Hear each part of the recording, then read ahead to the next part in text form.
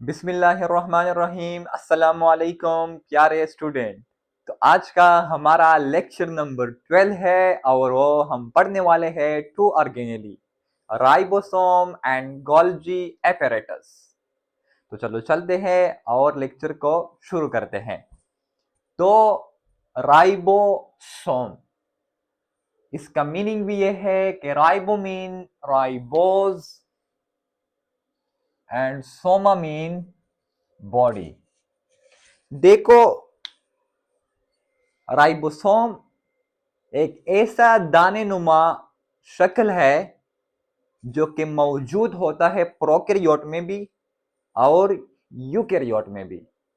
मतलब इसका डिफिनीशन अगर हम देखें तो राइबोसोम जो है ये स्मॉल है, डेंस भी है, राउंडेड भी है और स्फेरिकल भी है। कुछ इस तरह है, राउंडेड और स्फेरिकल एंड ग्रेनुलर। और ये कॉमन है, मौजूद है। कॉमन किसमें? प्रोकैरियोट में भी है और यूकैरियोट में भी है। लेकिन इसका जो डिफरेंस है, जो कि एक प्रोकैरियोट में है और दूसरा यूकैरियोट में है, वो 70s एंड 80s है। तो इसका ऑकरेंस ये कहां पर पाए जाते हैं? देखो, जो राइबोसोम है वो कहां पर है? या attach to or scatter in cytoplasm, या राफ इंडोप्लाज्मिक रेटिकुलम के साथ जो है अटैच होते हैं, या इर्द गिर्द जो है साइटोप्लाज्म में स्कैटर हुए होते हैं। ठीक है, इसका जो साइज है वो 20 नैनोमीटर इन डायामीटर। नैनोमीटर से मुराद 10⁻⁹ मीटर। ये 20 नैनोमीटर इन डायामीटर है। उसके बाद अगर मैं इस राइबोसोम का केमिकल कंपोजिशन बताऊं, क्या राइबोसोम ऑर्गेनेली है या नहीं, इसका आंसर आप कमेंट सेक्शन में दें। केमिकल कंपोजिशन क्या है इसका? ये composed of equal amount of RNA and protein, they are called ribonucleoprotein. मतलब ये हुआ कि अगर ये हमारे पास राइबोसोम है जो कि टू सब यूनिट से, एक लार्ज है और एक स्मॉल है, तो इस राइबोसोम में आरएनए मौजूद होता है जिसको हम राइबोसोमल आरएनए कहते हैं। तो यहां पर इसलिए लिखा हुआ है कि राइबोन्यूक्लियोप्रोटीन, क्योंकि इसमें आरएनए भी है और राइबोसोम प्रोटीन सिंथेसिस तो करता है, तो प्रोटीन भी होगा। इस वजह से हम कहते हैं कि राइबोसोम जो है बना हुआ है आरएनए से, राइबोसोमल आरएनए से एंड प्रोटीन, जिसको हम कहते हैं राइबोन्यूक्लियोप्रोटीन। और जो आरएनए राइबोसोम में मौजूद है उसको हम राइबोसोमल आरएनए कहते हैं, या हम आरएनए कहते हैं। अगर देखा जाए राइबोसोम का फॉर्मेशन कहां पर होता है, तो सिंथेसिस न्यूक्लियोलस इन न्यूक्लियस। न्यूक्लियस में एक रीजन है न्यूक्लियोलस। ये न्यूक्लियोलस इंशाल्लाह न्यूक्लियस के लेक्चर में हम पढ़ेंगे। न्यूक्लियोलस जो एक रीजन है न्यूक्लियस में, फॉर्मेशन ऑफ राइबोसोम वहां पर होता है। अब इसका स्ट्रक्चर पढ़ते हैं। Ribosome is non membrane. Ribosome पर जो है मेम्ब्रेन बाउंडेड वो नहीं है, जो कि प्रेजेंट है सेल में, लेकिन इसका साइज भी कम है। इस वजह से, इस साइज कम होने की वजह से ये वो ऐसा स्ट्रक्चर है जो कि सेंट्रीफ्यूज में, पैलेट में आखिर में आता है और हम इसको आखिरी में ऑब्टेन करते हैं। ठीक है, अब ribosome consist of two subunit. ये दो सब यूनिट में जो है कंसिस्ट है। एक यूनिट जो है वो स्मॉल है और दूसरा लार्ज है, लेकिन ये स्मॉल और लार्ज दो सब यूनिट अटैच है बाय मैग्नीशियम आयन। ठीक है, आल्सो एटीपी भी। पॉलीसोम किसको कहते हैं? मिसाल के तौर पर अगर हमारे पास ये मैसेंजर आरएनए है, ये मैसेंजर आरएनए है और ये जो है ये राइबोसोम है। अब अगर ये राइबोसोम इस तरह सीरीज में अटैच हो जाए इसके साथ, मैसेंजर आरएनए के साथ, और सिंथेसिस ऑफ प्रोटीन करते हैं, तो उसको हम पॉलीसोम और पॉलीराइबोसोम कहते हैं। ठीक है, अब टाइप्स ऑफ राइबोसोम। अगर पहला देखा जाए 70s, और एस से मुराद सेव वर्ड और ये यूनिट है अल्ट्रा सेंट्रीफ्यूगेशन का। तो अगर 70 जो राइबोसोम है वो पाया जाता है प्रोकैरियोट में, लेकिन also found in chloroplast and mitochondria. Chloroplast में ये स्ट्रोमा में मौजूद होता है और माइटोकॉन्ड्रिया में जो है वो मैट्रिक्स में मौजूद होता है। मतलब ये हुआ, इंशाल्लाह ये सेल्फ रिप्लिकेटिंग ऑर्गेनेली है, ये भी पढ़ेंगे। जो क्लोरोप्लास्ट और माइटोकॉन्ड्रिया में जो राइबोसोम मौजूद है वो प्रोकैरियोटिक ओरिजिन है, मतलब वो प्रोकैरियोट से आया हुआ है। किसको? क्लोरोप्लास्ट को भी और माइटोकॉन्ड्रिया को भी। देखो किताब में लिखा हुआ है कि जो 70s राइबोसोम है वो 50+30 करते हैं तो हमारे पास 80 बनता है। ये बांड जो बनता है ये मैग्नीशियम आयन की वजह से बनता है, जो कि एक साल्ट बांड भी है। लेकिन अगर देखा जाए तो हमें जो हम इसको जमा करते हैं तो 80 आता है, लेकिन अगर बुक में देखा जाए तो उसने 70 दिया हुआ है। क्यों? क्योंकि वो जो 10% है वो यूज हुआ है, इस्तेमाल हुआ है किसमें? मैग्नीशियम प्लस प्लस आयन में। इसी वजह से जो वो 70s है वो 70s लिखा हुआ है। 50+30 तो उसने किया हुआ है, तो 50+30 से तो आता 80 है, लेकिन उसने 70 लिखा हुआ है। और क्यों? क्योंकि वो जो 10% जो है खत्म हो गया, वो किस में खत्म हो गया? मैग्नीशियम के बॉन्ड बनाने में। इसी तरह जो 80s है जो कि यूकेरियोट में फाउंड है वो 40+60 है। 60 जो है लार्ज सब यूनिट और 40 स्मॉल सब यूनिट। तो इनसे तो 100 बनता है, लेकिन जो 20% गायब हो जाता है वो किसमें? वो मैग्नीशियम जो बॉन्ड फॉर्मेशन में जो है गायब हो जाता है। तो राइबोसोम जो है वो प्रोटीन सिंथेसिस करता है। राइबोसोम मैच्योर आरबीसी में एब्सेंट है। मैच्योर आरबीसी, जब एक आरबीसी रेड ब्लड सेल बन जाता है और कुछ दिन उन पर जो है गुजर जाते हैं तो वो मैच्योर में कन्वर्ट हो जाती है। लेकिन अगर इमेच्योर आरबीसी है, ताजा बनी आरबीसी है, रेड ब्लड सेल है, तो उसमें जो है राइबोसोम प्रेजेंट है।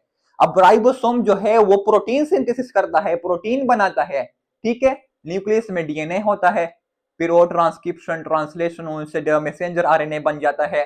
फिर मैसेंजर आरएनए प्रोटीन के राइबोसोम की तरफ आता है और राइबोसोम में जो है राइबोसोमल आरएनए मौजूद होता है। जो मैसेंजर आरएनए है उस पर कोडान होते हैं। ठीक है, फिर वो राइबोसोमल आरएनए उसको पढ़ते हैं, फिर ट्रांसफर आरएनए क्या करता है? अमाइनो एसिड को पिक करता है, फिर उनकी तरफ लेकर जाता है। ये ट्रांसक्रिप्शन ट्रांसलेशन देखो, यहाँ पर मैंने राइबोसोम की सिंथेसिस इसलिए नहीं बताया कि आपको पहला जरूरी है कि आप डीएनए को समझे कि डीएनए है क्या। उसके बाद अगर डीएनए के बाद आपको आरएनए को समझना होगा। जब आप आरएनए को समझे फिर उसके बाद आरएनए के टाइप्स को समझना होगा। Messenger RNA, transfer RNA, ribosomal RNA, उसका लेंथ, उसका क्लासिफिकेशन ऑफ न्यूक्लियोटाइड, ये समझना होगा। उसके बाद आप ट्रांसक्रिप्शन ट्रांसलेशन के बाद फिर प्रोटीन सिंथेसिस करते हैं। इसी वजह से मैंने यहाँ पर नहीं पढ़ाया हुआ है। अगर मैं यहाँ पर आपको प्रोटीन सिंथेसिस डायरेक्टली शुरू करूं और आपको डीएनए के बारे में मालूमात नहीं है तो आपको इसमें समझने की बहुत बड़ी दिक्कत आएगी। इस वजह से यहाँ पर मैंने प्रोटीन सिंथेसिस नहीं पढ़ा। यहाँ पर मैंने सिर्फ राइबोसोम, उसका मीनिंग, उसका डिफिनेशन, उसका ऑकरेंस, उसका केमिकल कंपोजिशन, उसका फंक्शन थोड़ा सा और उसका स्ट्रक्चर पढ़ाया। ठीक है, राइबोसोम सिंथेसिस जो कि सेकेंड ईयर प्रोटीन सिंथेसिस जो कि second year chromosome and DNA में बहुत ज्यादा तफसील से बताया हुआ है, वहां पर है, तो ज्यादा जल्दी करने की जरूरत नहीं है। इसी वजह से यहाँ पर जो है मैंने प्रोटीन सिंथेसिस पर जोर नहीं दिया। ठीक है, तो आपको परेशान होने की जरूरत नहीं है, ये आएगा सब कुछ इंशाल्लाह अपनी बारी बारी से आएगा। ठीक है, तो हाँ, हम चलते हैं दूसरी जो ऑर्गेनेली है वो गोल्जी एपेरेटस है। अब गोल्जी एपेरेटस का और भी नाम है, गोल्जी बॉडी भी हम इसको कहते हैं, गोल्जी कॉम्प्लेक्स भी कहते हैं और डिक्टाइसोम भी हम इसको कहते हैं। लेकिन अगर ये गोल्जी एपेरेटस प्लांट में मौजूद हो तब हम इसको डिक्टाइसोम कहते हैं। समझ में आया कि नहीं? अब इसके बाद इसका डिफिनेशन कुछ इस तरह है कि ये एक मेम्ब्रेन बाउंड स्ट्रक्चर है। ये एक मेम्ब्रेन बाउंडेड ऑर्गेनेली है जो कि एक फ्लैटेंड सेक्स नुमा है। फ्लैटेंड सेक नुमा जो है ऑर्गेनेली है, मौजूद है किसमें? यूकेरियोट में। अब फ्लैटेंड क्या है, सेक क्या है, ये इंशाल्लाह आपको डायग्राम के जरिए से पता चल जाएगा। और ये यूकेरियोट में है और ये नियर टू न्यूक्लियस और ये न्यूक्लियस के करीब है। अब Golgi apparatus, Golgi complex, Golgi bodies, dictyosome, ये किसने डिस्कवर की? कैमिलो गॉल्जी ने इन 1898, लेकिन उसने किस तरह, बाय यूज स्टेनिंग टेक्निक, जो हमने पढ़ा था स्टेनिंग टेक्निक, स्टेनिंग टेक्निक उसने इस्तेमाल की, तो उसने जो है गॉल्जी एपेरेटस को डिस्कवर की। अब उसने अपने ही नाम इस्तेमाल किया और इस ऑर्गेनेली को नाम दिया। तो केमिकल कंपोजिशन कुछ इस तरह है कि ये लिपिड से बना हुआ है, प्रोटीन से बना हुआ है, एंजाइम से बना हुआ है और ग्लाइकोप्रोटीन से बना हुआ है। अब अगर इस लेक्चर में अब मैं मिसाल देता हूं, अगर मैं इस लेक्चर में आपको लिपिड पढ़ाने जाऊं या प्रोटीन पढ़ाने जाऊं, तो ये तो रह जाएगा ना कि गॉल्जी, हम जो ऑर्गेनेली पढ़ रहे हैं गॉल्जी एपेरेटस, फिर ये तो रह जाएगा। इसी वजह से जो चीज जिस जगह पर है उसको समझे, उसको थोड़ा सा तफसील दे। इसी वजह से यहाँ पर मैंने प्रोटीन सिंथेसिस नहीं पढ़ा। टेंशन ना लो, इंशाल्लाह पढ़ेंगे। बायोलॉजिकल मॉलिक्यूल में आरएनए के टाइप्स है। जब आप आरएनए के टाइप्स अच्छी तरह से पढ़ लो, अब आपको कोडान नहीं पता है कि कोडान क्या है, एंटी कोडान क्या है, तो अब अगर ये आपको नहीं पता है तो प्रोटीन सिंथेसिस पढ़ने की जरूरत भी नहीं है। इंशाल्लाह ये आएंगे, ठीक है। तो केमिकल कंपोजिशन लिपिड से, प्रोटीन से, एंजाइम से, ग्लाइकोप्रोटीन से, ठीक है, इससे जो है ये ऑर्गेनरी जो ये गॉल्जी एपेरेटस बना हुआ है।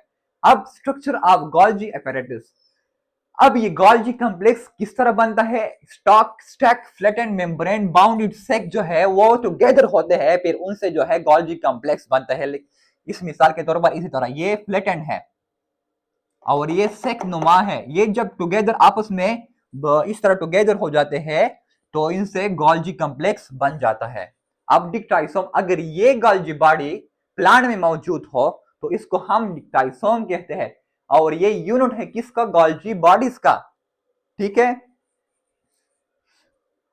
This form in bundle of closely flattened cisternae. अब सिस्टर्नी क्या है, सिस्टर्नी देखो इंडोप्लाज्मिक रेटिकुलम भी है, उसमें भी है और गॉल्जी बॉडी में है। लेकिन इंडोप्लाज्मिक रेटिकुलम और गॉल्जी बॉडीज में फर्क यह है कि ये जो सेक होते हैं, ये फ्लैटेंड सेक होते हैं, ये आप एक दूसरे के साथ अटैच नहीं होते।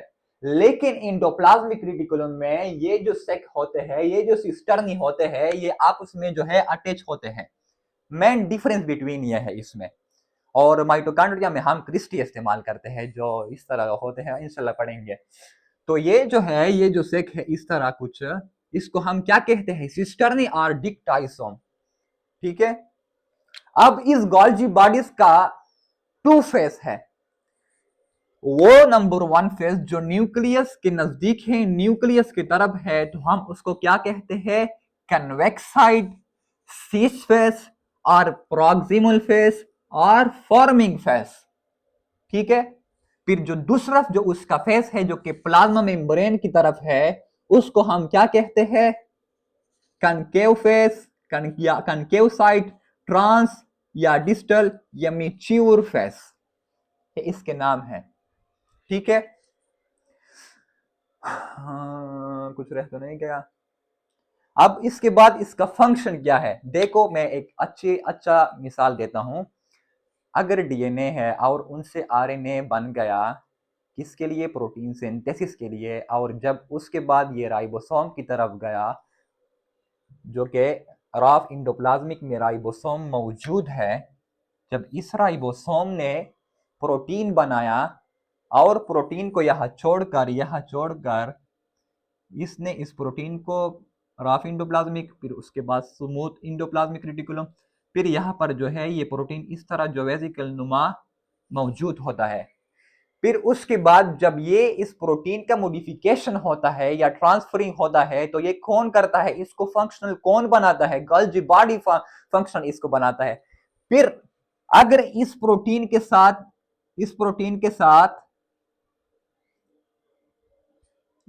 के साथ जो कि मैंने बनाया, डीएनए से आरएनए बन गया, आरएनए राइबोसोम की तरफ गया, राइबोसोम ने जो है उस मैसेज को पढ़ा और जब मैसेज पढ़ने के बाद उसने अमीनो एसिड को जो है इकट्ठे किए, फिर अमीनो एसिड जब बनता है तो उसमें पेप्टाइड बन गया और पेप्टाइड बॉन्ड बनने के बाद जो है प्रोटीन बन गया, और प्रोटीन जब जाता है और आर से और आर से पास होकर एक वेसिकल नुमा बन जाता है। लेकिन उसके बाद इस वेसिकल नुमा के साथ जब एक ग्लूकोज अटैच हो जाता है तो हम उसको ग्लाइकोप्रोटीन कहते हैं, लेकिन ये अब फंक्शनल नहीं है। लेकिन जब ये ग्लाइकोप्रोटीन इंटर हो जाता है किस फेस में, जो कि कनकेव साइड है, या सीस फेस है जो कि न्यूक्लियस टुवर्ड्स है, न्यूक्लियस की तरफ है, जब ये इसमें इंटर हो जाता है तो ये इस चीज को, इस ग्लाइकोप्रोटीन को जो है फंक्शनल बनाता है और ये मॉडिफिकेशन करता है। ठीक है, इस तरह मॉडिफिकेशन करता है ये हायर क्लासेस में, ये इसको इस तरह ये मॉडिफिकेशन करता है, फिर लेके जाता है, फिर इसको ट्रांसफर करता है कहां पर, प्लाज्मा मेम्ब्रेन पर, क्योंकि ये ग्लाइकोप्रोटीन किधर मौजूद है, प्लाज्मा मेम्ब्रेन भी मौजूद है। फिर ये कुछ इस तरह फंक्शन करता है। फिर से मैं बताता हूं ताकि फिर समझ में आ जाए आपको। डीएनए से आरएनए बन जाता है, आरएनए जो है राइबोसोम की तरफ जाता है, राइबोसोम वो मैसेज पढ़कर प्रोटीन बनाता है, प्रोटीन जब एसईआर आरईआर से पास होकर एक वेसिकल बन जाता है, जब इस प्रोटीन के साथ ग्लूकोज बाइंड हो जाता है तो उसको हम ग्लाइकोप्रोटीन कहते हैं। लेकिन या अब ये तो फंक्शनल नहीं है, फिर ये जब गोल्जी बॉडीज में इंटर हो जाता है किस फेस की तरफ, जो मैंने बताया जो न्यूक्लियस के टुवर्ड्स है, कन्वेक्स साइड्स भी हम इसको कहते हैं, शीश फेस भी हम इसको कहते हैं, प्रोक्सिमल फेस भी, फॉर्मिंग फेस भी, फिर ये इसमें अंदर दाखिल हो जाता है, फिर ये मॉडिफिकेशन करता है इस ग्लाइकोप्रोटीन को, ग्लाइकोप्रोटीन की, फिर ये ट्रांसफर करता है इस ग्लाइकोप्रोटीन को, और किस जगह पर ट्रांसफर करता है, प्लाज्मा मेम्ब्रेन की तरफ, क्योंकि ग्लाइकोप्रोटीन कहां पर मौजूद है, प्लाज्मा मेम्ब्रेन पर मौजूद है। फिर ये कुछ इस तरह फंक्शन परफॉर्म करता है। इसका फंक्शन कुछ मैंने यहाँ पर लिखे हुए हैं, modify protein and lipid of plasma membrane by adding carbohydrate making glycolipid, जो मैंने हमें प्लाज्मा मेम्ब्रेन में ग्लाइकोलिपिड पढ़ा था, जब ग्लूकोज लिपिड के साथ अटैच हो जाता है ग्लाइकोप्रोटीन बन जाता है। अगर ये प्लांट में है, ये गोल्जी बॉडी, हम इसको डिक्टाइसोम कहते हैं, तो ये क्या करता है, फॉर्मेशन ऑफ सेल वॉल करता है, जो कि एक स्ट्रक्चर है फ्रेगमोप्लास्ट, फ्रेगमोप्लास्ट जो एक स्ट्रक्चर है जो आपस में उनसे सेल वॉल बन जाता है, अगर ये गोल्जी बॉडी प्लांट में हो। ठीक है, इसके बाद तीसरा जो है सिंथेसिस करता है प्राइमरी लाइसोसोम की। अब ये किस तरह प्राइमरी लाइसोसोम की सिंथेसिस करता है, इंशाल्लाह आने वाले लेक्चर लाइसोसोम पर है, प्राइमरी सेकेंडरी। ठीक है, आने वाला लेक्चर लाइसोसोम पर है। फिर इंशाल्लाह इस इंडोप्लाज्मिक रेटिकुलम को, गोल्जी बॉडीज को, इनको फिर इकट्ठा से फिर पढ़ेंगे, फिर और इंशाल्लाह मजीद आपको समझ में आ जाएगा। ये प्राइमरी लाइसोसोम का फॉर्मेशन करता है, उसके बाद मॉडिफिकेशन करता है, ट्रांसफरिंग करता है, उसके बाद ये बहुत ज्यादा जरूरी है पेरोक्सिसोम ग्लाइकोसोम, जो कि ओरिजिनेट होते हैं फ्रॉम किससे, गोल्जी बॉडीज से। ठीक है, फ्रेगमोप्लास्ट जो कि सेल वॉल उसमें से आपस में डिराइव हो जाता है। तो ये सारे काम जो करता है गोल्जी बॉडीज करता है। ठीक है, डिक्टाइसोम किस में है, अगर गोल्जी बॉडी प्लांट में है तो हम इसको डिक्टाइसोम कहते हैं। तो आज का हमारा लेक्चर यहाँ पर खत्म हो जाता है, इंशाल्लाह नेक्स्ट लेक्चर लाइसोसोम पर होगा, और दूसरी ऑर्गेनेली जो लाइसोसोम मालफंक्शन ऑफ लाइसोसोम। तो इंशाल्लाह चलो चलते हैं और दूसरे लेक्चर को यहाँ पर फिर से लिखते हैं। शुक्रिया, अल्लाह हाफिज़।